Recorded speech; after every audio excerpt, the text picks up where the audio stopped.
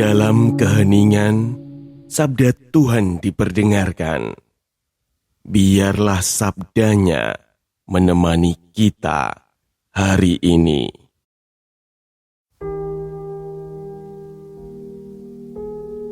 Bacaan dari kitab pertama Raja-Raja. Ketika Raja Salomo menjadi tua, istri-istrinya mencondongkan hatinya kepada dewa-dewa, sehingga ia tidak dengan sepenuh hati berpaut kepada Tuhan Allahnya seperti Daud ayahnya. Demikianlah Salomo mengikuti Asyitoret, dewi orang Sidon, dan mengikuti Milkom, dewa kejijikan sembahan orang Amon. Salomo melakukan apa yang jahat di mata Tuhan, dan ia tidak dengan sepenuh hati mengikuti Tuhan seperti Daud ayahnya. Pada waktu itu, Salomo mendirikan bukit pengorbanan bagi Kamos, dewa kejijikan sembahan orang Moab, di gunung di sebelah timur Yerusalem, dan bagi Molok, dewa kejijikan sembahan Bani Amon.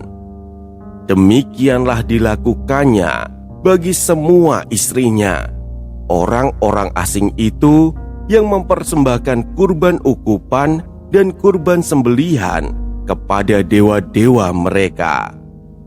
Maka Tuhan menunjukkan murkanya kepada Salomo, sebab hatinya telah menyimpang daripada Tuhan Allah Israel, yang telah 2 kali menampakkan diri kepadanya, dan yang telah memerintahkan kepadanya supaya jangan mengikuti dewa-dewa lain. Akan tetapi, ia tidak berpegang pada yang diperintahkan Tuhan. Lalu bersabdalah Tuhan kepada Salomo, "Oleh karena engkau tidak berpegang pada perjanjian dan segala ketetapan yang telah kuperintahkan kepadamu, maka aku akan mengoyakkan kerajaanmu dan akan memberikannya kepada hambamu.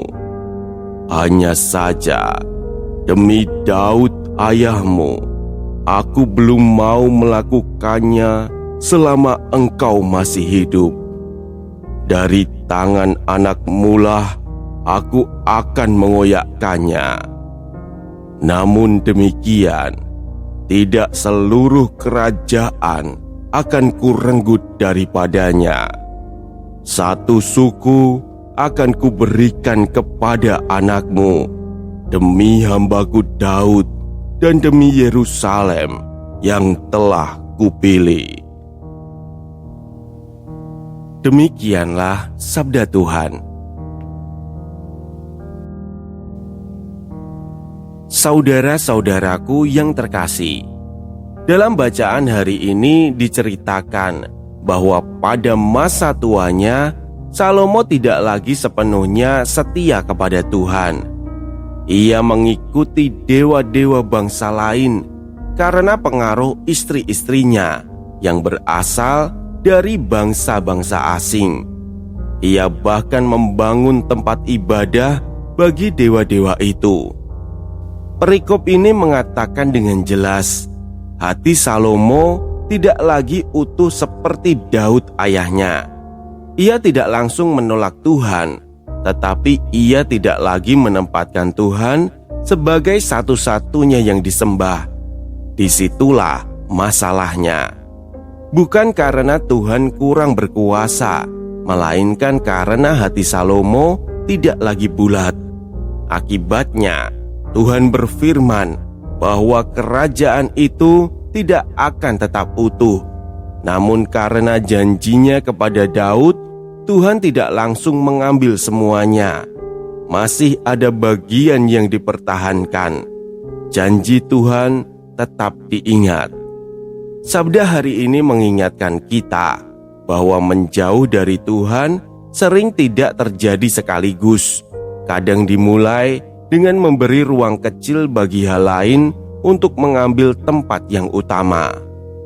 hati yang tidak lagi bulat perlahan akan berubah arah, dan arah hati menentukan jalan hidup kita. Marilah kita berdoa. Tuhan, jagalah hati kami agar tetap tertuju kepadamu jika kami mulai memberi tempat pada hal-hal yang menjauhkan kami daripadamu. Sadarkanlah kami dan teguhkanlah kembali langkah kami. Amin. Jangan biarkan sabda ini berhenti di kamu. Jika hari ini kamu merasa Tuhan berbicara padamu lewat bacaan ini, bagikanlah. Sebab setiap kali kamu meneruskan sabdanya, kamu sudah ikut ambil bagian dalam karya pewartaan. Semoga tersampaikan berkah dalam.